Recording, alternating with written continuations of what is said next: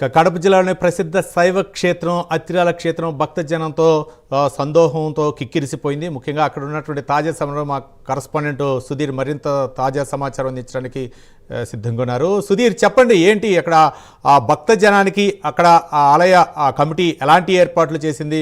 అక్కడ ఆ క్యూ లైన్లో ఎంతమంది భక్తులు వేచి ఉన్నారు? సుధీర్.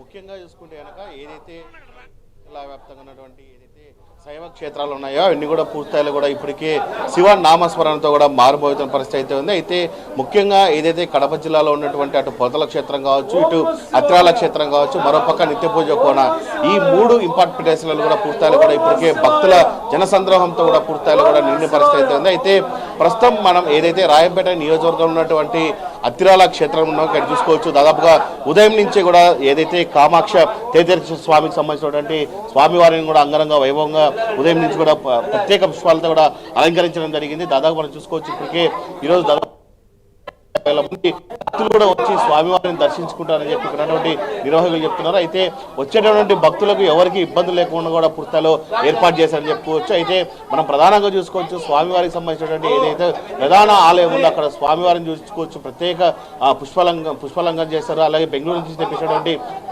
ప్రత్యేక పుష్పాలతో కూడా స్వామివారిని అలంకరించారు. అయితే ఈరోజు మహాశివరాత్రి పండుగ సందర్భంగా పురస్కరించుకొని ఈ అత్తిరాలు అయితే కనుక ఏర్పాట్లు ఏ విధంగా చేశారు అని దానిపైన మనతో మాట్లాడేందుకు ఆలయ చైర్మన్ ఉన్నారు. ఆయన తెలుసుకుందాం. అన్న, చెప్పండి, ఏంటి ఈరోజు మహాశివరాత్రి, దాదాపుగా 1,00,000 నుంచి పైచిలకు కూడా జనాభా వచ్చే అవకాశాలు ఉన్నాయి. ఇక్కడ ఎటువంటి ఏర్పాటు చేశారు? ఓం నమః శివాయ. ఇక్కడ ఆల్ డిపార్ట్మెంట్స్ జగన్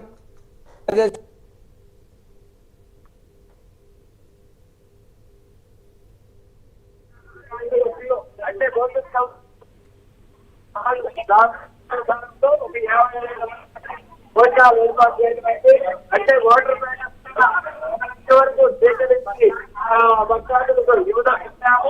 అంటే వాళ్ళకి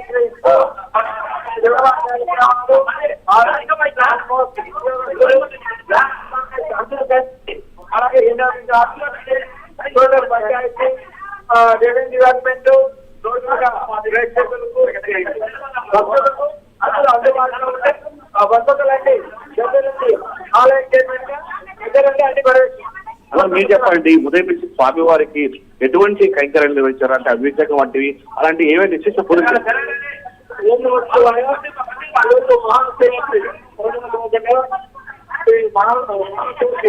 శ్రీవేంకటేశ్వర స్వామికి ఉదయాన్నే 4 గంటలకి పంజాబ్ లో జరిగేది. అది ఈరోజు అభిషేకం చూడడానికి వేలాది మంది వచ్చారు. అలాగే పూజ వేలాది అభిషేకంలో పరమశివుడు మామూలు ఎక్కడైనా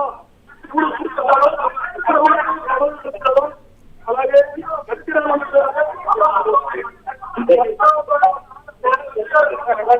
ఆచార్య